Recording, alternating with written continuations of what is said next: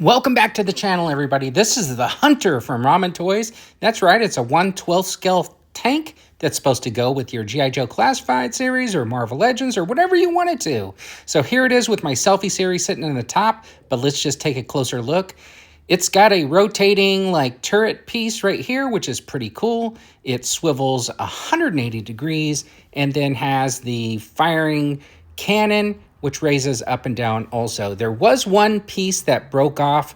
You'll see that later in the review, but very fragile, that one piece.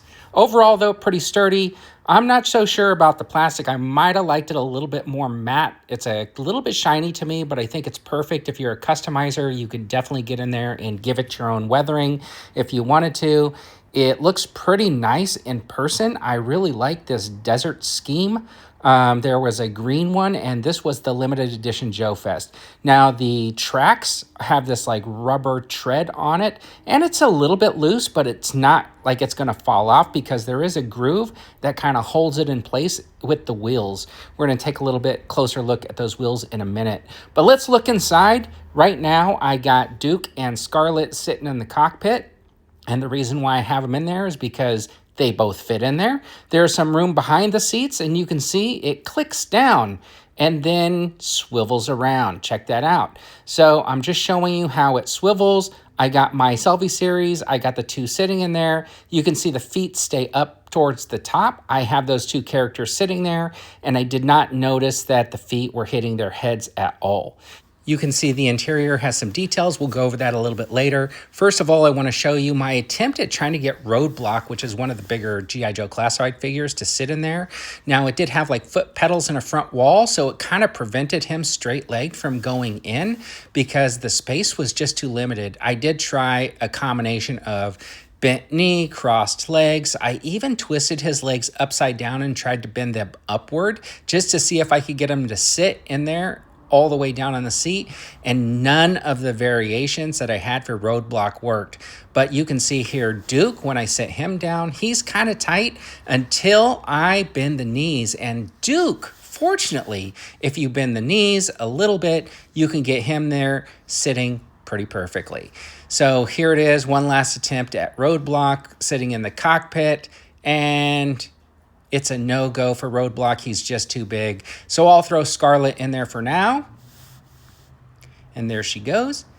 And then I'll put the canopy back on, and then I will show you my attempt at putting Roadblock in the top gunner position. So Roadblock does sit in the gunner position, but as you can see, he does sit a little bit tall. So if you want Roadblock in the tank, you can definitely put him up there, which is pretty cool. So that is him compared to how Duke would sit in that top seat. And you can see Duke sits much lower in the seat and is much less of a target sticking out of that cockpit. So it's got that little gun piece, which is pretty cool. So anyways, this piece comes off right here, and then there's a piece in the front that also snaps off. Let me show you that. Right there.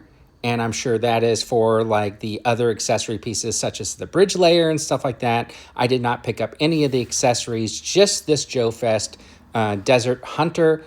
It's pretty sturdy. You can see the shocks or the wheels, the way they work. There's some mud flaps on the back. That's some pretty nice detail. I like the plastic lighting package. There's no lights in there, but the clear plastic red for the stop lights and stuff like that. There's some lights on the front that have like some clear plastic as well for the front lights. You can see them there. Let's talk about the turret for a minute. So you can see right here, it's got a rim right around here, which kind of holds it down to the piece. You got like a little targeting type of system that also turns there. That is pretty cool. You could see it. It's clipped in. There is the seat for the turret gunner, and then it's got the cockpit piece. It was kind of hard for me to like grab it, so I just pushed it up from the bottom, and it was much more easier to open the first time. But there you go. There you have it. There it is open. That is pretty cool. So it's got two little ridges on the front and back, the 6 o'clock and the 12 o'clock on that circle, and they match up with these two little ridge pieces here. And then you turn the turret like 90 degrees, and basically it just clicks in, and then you turn it and it's secured in place, and you can see that it's pretty good to be able to lift up the entire tank. All right, so let's just put this gun piece on the very front. There you go. There you have the barrel. There's one little groove right there, and there's one little groove on the top of the receiver part. That is how they are supposed to go in, so you got it on in the right position. It took a little bit for me to just push it in, but that's fine. I finally got it. So I was having a little trouble with the swivel, and right here, oh, there you go. Let's watch it back in slow motion. This turret was kind of sticking, and I put my whole hand on it to kind of turn it, and that one little piece just broke right off with my finger. It's a really small piece, so it doesn't surprise me. I was a little bit disappointed for a minute.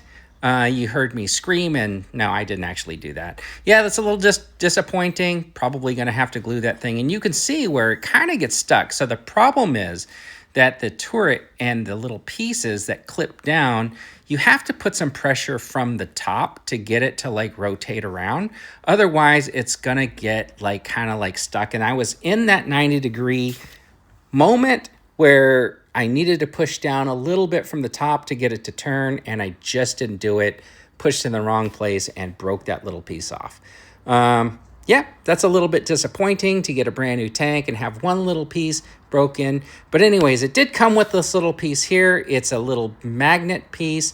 It goes on the back of the tank, which I'm going to show you here in a minute, and it kind of holds that barrel in place for storing or whatever. So let's just flip it around. There you go. There's some magnets. It's just like that Ramen racer or the Ramen van with those front grill pieces, but this is pretty strong, the magnets, and there it kind of holds in place and kind of makes it look really tidy. So I kind of like it. I don't know if I'm going to be using that at all, but it's like you can see right there, that is the catch point where it's like not wanting to rotate. It's because those little pieces need to be pushed down just a little bit. Watch this. So if you push down from the top, there it is, it's locking, it's hitting. You push down and turn it, and then it will turn. So that's what I should have done from the beginning. So just be careful when you get your ramen tank that you don't make the same mistake and break off that one little piece.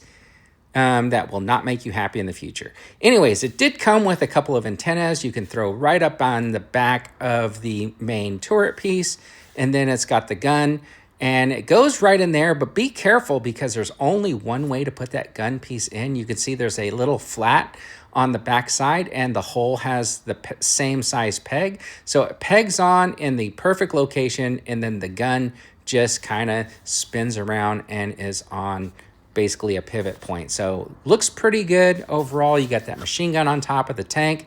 There are the details inside. You can see the steering wheels kind of move back and forth. That little throttle function doesn't move at all, but just check out these buttons. They are all raised plastic with like some paint apps on them, so they look pretty cool, and they feel kind of cool when you touch them.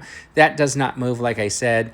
There's some give in the backrest of the seat. I didn't want to pull too hard because I was afraid I might rip it, but you could probably get roadblock in there if you pulled the seats out, took out those little back pieces, and trimmed it up a little bit and just made it a little bit longer, because you could see that little footwell just was not long enough for roadblock. Would have been pretty cool to have some adjustable seating in there, but as it stands now, it's not.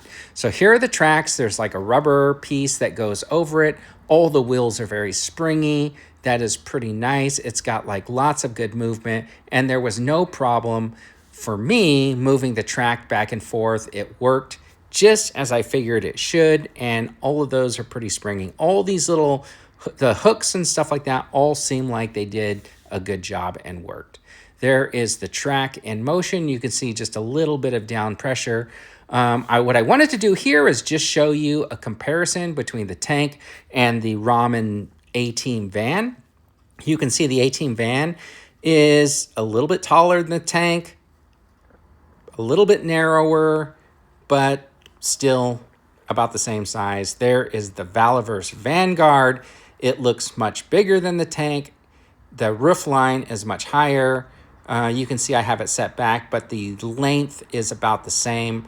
maybe a little bit narrower.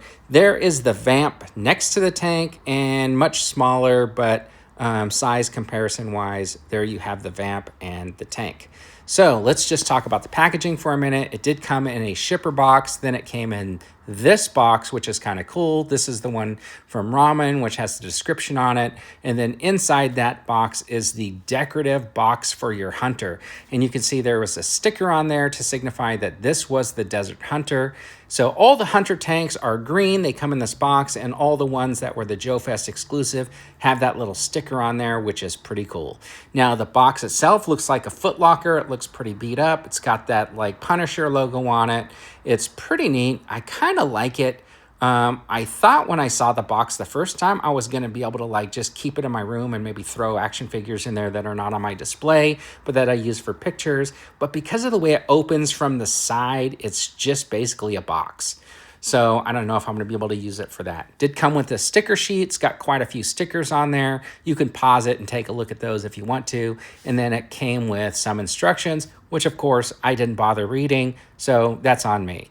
There was also this foam that you pull it up, and you got the gun, the antennas were in a bag in there, and then you got the barrel, which was in that part of the foam, and pretty much the tank itself is underneath this foam and kind of came together as one piece, and you just lift it out, and there you have the tank. So it was pretty well packaged. The box wasn't gigantic, didn't take up a lot of room, but there you have it.